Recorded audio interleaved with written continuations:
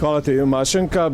U našem društvu je istražitelj, to je najkraće rečeno, Vladimir Dzuro, češki policajac svojedobno, onda poslije angažiran od strane Haškog tužiteljstva kao istražitelj na mnogim stratištima u području bivše Jugoslavije, pa i na Ovčari tada 96. godine. Vratio se ove godine u Vukovar da bi sudjelovao u ovoj koloni, a nakon što je napisao knjigu istražitelj zapravo demoni Balkanskog rata i snimio dokumentarac istražitelj koji ste imali prilike i vidjeti na našoj televiziji, našim televizijama proteklih dana. Gospodine Dzuro, dobar dan, dobrodošli.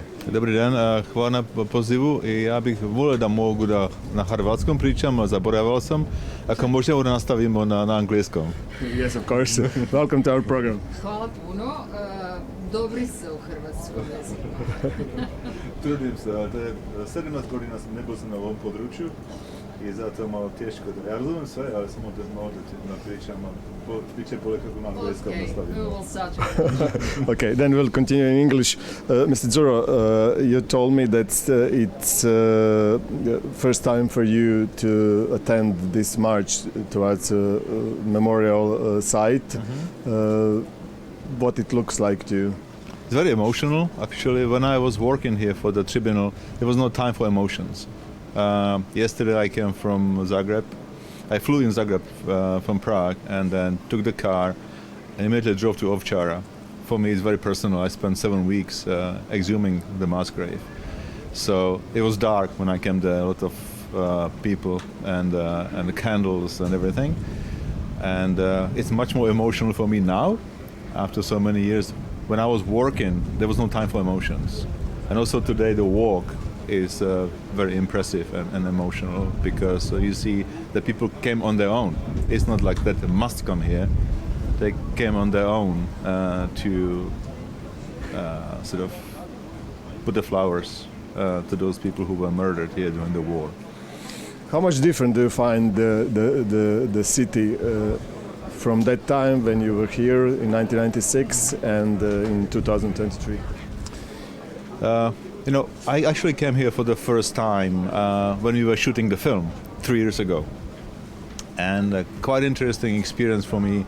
You see how easy it is to rebuild the city. No, as long as you have money, you can rebuild the streets and rebuild the buildings. And Vukovar now looks very, very different from the 17 years ago, right? There's no question about it.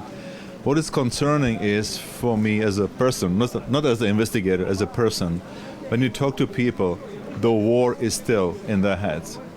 You know, there's not enough time for healing process, which is 30 years ago, and then still people in their mind have this. They're not afraid, but they are concerns because it was a war of the neighbors. The neighbors were killing each other, and the distrust towards the other ethnicities. It's something which is really unfortunate, and I understand that. I understand why.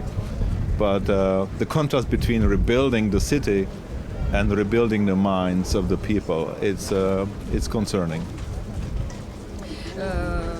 What did you find when you came in Vukovar 1996? Who was on your side who helped you to find out everything about the victims here in the city? We actually worked even before I came here for the first time, because we couldn't come here during the time when it was under the Serbian occupation. Yes. We couldn't come here. It was only after General Klein took over UNTAS that we could actually come to Vukovar. But we worked with the Mothers of Vukovar, for example, and other people from the region to look for the witnesses, the survivors from the Ovčara, Mr. Berghofer, Mr. Čakalić, and the other people. Many are dead now. Yeah, I know. Yeah. Mr. Berghofer is still alive. Dr. Bosanac, for example, who is also dead now.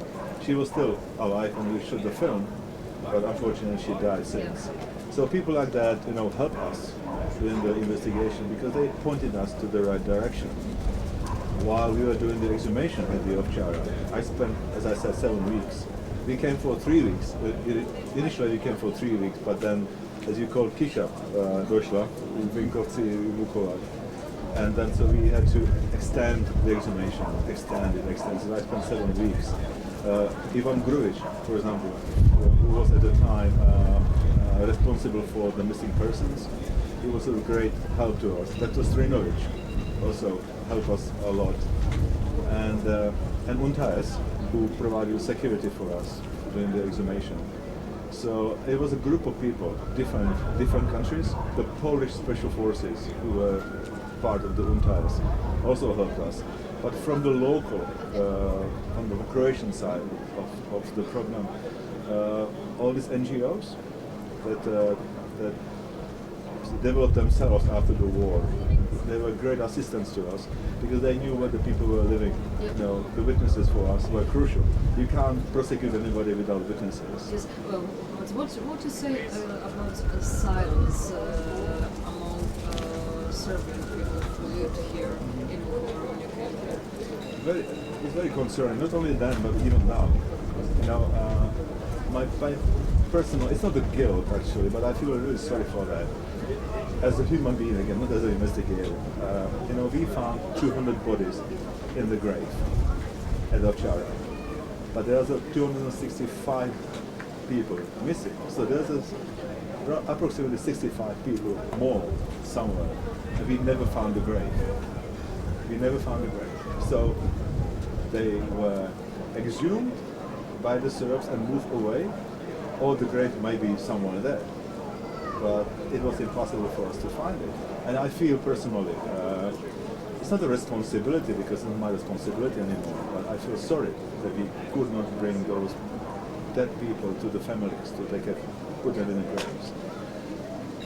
You know, the people for the Ovčara incident were prosecuted by the tribunal, Stevan Černin and Mrksic, and also the shooters on our evidence in Serbia.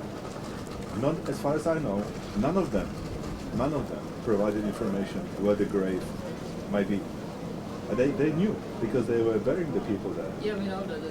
We're supposed to. Yes. They have to know because they buried the people. None of them came forward. And also, They have to live with it. Also, the authorities, you know, if they have the information, they should provide it. But it's still going on. So many years after the war, we still have like 1,800 people missing. Just from Vukovar, 374 people are missing still. They can't find them. People don't want to talk again. Would it be possible, so many years after the war, even they find them someday to establish what had happened at that time? I think that forensically, I think it's possible to find out what happened to them. You know, I don't want to go through technical, but you know, unless they shot through the flesh, not through the bones. But you know, if they are shot through the bones, it's easy to find out that they were executed. You know, there are experts on it. So I don't think it's a technical problem. I think it's a more problem of finding the graves. And without the witnesses, it's very difficult to locate it. You know, of course, in the movies you see the helicopters flying, you know, and all this, the thermal vision or something. It's good for the fresh bodies. But those we are talking about now from 1991, 2, 3, they are cold. So no technical devices actually can help with this. You need to get the human resources. People will tell you, not maybe directly, but even if they do it anonymously, just for the sake of the victims, they can be, again, exhumed and provided to the families. But somehow I'm very concerned that on maybe all sides of the conflict, that people don't look at that from the human point of view, just to give the peace. How you can talk about reconciliation if there are thousands of people still missing? You know, how people can trust the reconciliation if their loved ones are still missing? I think it's a key to the reconciliation where people can put their loved ones to the grave and put the flowers there once a year. In that regard, did the International Criminal Tribunal for former Yugoslavia did his job, or did his purpose was right? Yeah, I think that you have to have a look at it from two sides of this. And I'm always asked this question, I'm happy to answer it. If you look at it from the big picture, the tribunal was successful. There's no question about it. You know, if you ask yourself how many war criminals the Croatian and Serbian courts prosecuted for the war crimes, and how many prosecuted the Hague Tribunal, and now we are doing good on that side. You know, we removed the people from the politics, Milosevic, Karadzic, Plavšić, Mladic. So from that time it was success. Now, if you ask those people here in the streets where they suffer from the war, was the justice good enough for them? Most of them will tell you no. You know why? Because they would want to see the local courts prosecute those people. You know, the prosecution 1,000 kilometers away in a foreign country, and not the people who maybe shot them, but the people responsible for it. This is something different. They would like to see the justice done locally, but it wasn't possible. You know, the tribunal wouldn't have to be established if the local courts in Croatia and Serbia and Bosnia and Herzegovina were prosecuting the war criminals. But it was politically impossible. You know, it's much easier to prosecute Serb in Croatia and Croat in Serbia than Croats in Croatia and Serb in Serbia for war crimes. You understand it. You know, as a person, you understand it. Politically, it's very difficult. And I think that the success of the tribunal was in the big picture, but not in the eyes of the local people. And I think if you see the film, The Investigator, I think Vesna Bosanac said it in the film, that it was disappointment for the local people. They thought that the tribunal will bring the justice and solve all the problems. It's not possible. You know, not single court can bring the justice to everybody. For the reconciliation, you need to have more than just the court, more than just the prosecution. What you need to have also reasonable politicians, the political elite that actually can bring the reconciliation. The prosecution is only one part of it. And I really think that the tribunal was successful, but not for the victims, individual people who suffered in the war.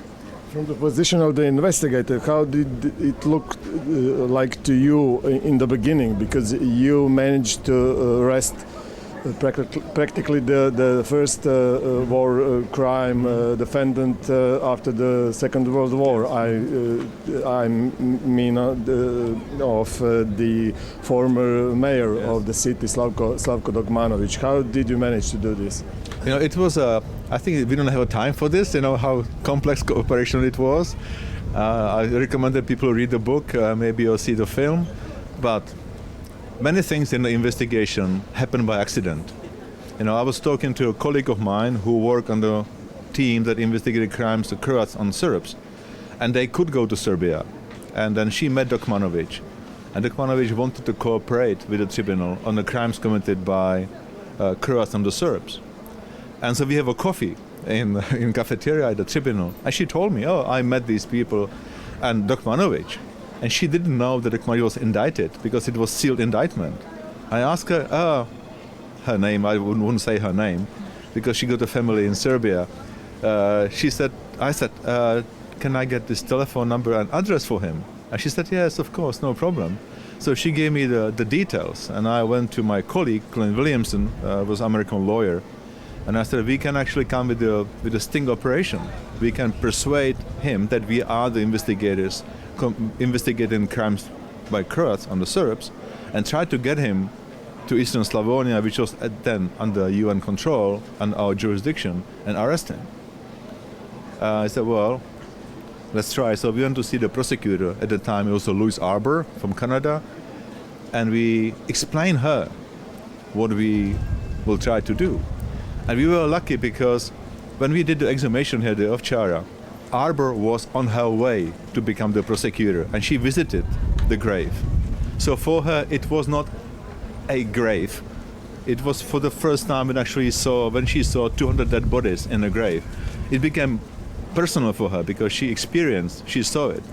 So she agreed that we will put together the sting operation. And a colleague of mine, Kevin Curtis, actually went to Serbia on the pretense to interview Slavko Dogmanovic as a witness for the crimes committed by the Croats on the Serbs.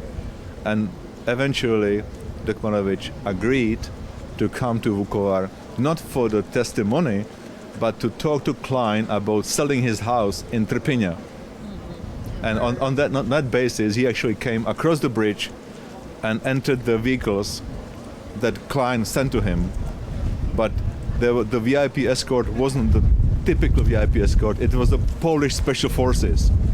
And this is how we managed to arrest him. So it was 6 months of planning. One of your interesting story Yeah. of your life. Thank you so much to be our guest today. Okay. You go to the memorial cemetery. Yes. Yeah, and have a nice pleasure after all these years in Vukovar. We wish you that because you were one man who was witness of the big time for Croatia. Thank you so much. Thank you for the invitation, and the same to you and for your viewers. Next time you come here as well, I think it's important that you come to Vukovar to see what happened here. Whether you are in Croatia or elsewhere, I'm very happy that I could come here today. Thank you very much. I will thank you, and just tell me at the end, you say in your book that you're sorry because of your decision that after 10 years you go away. You said it's enough to be investigated. Why so?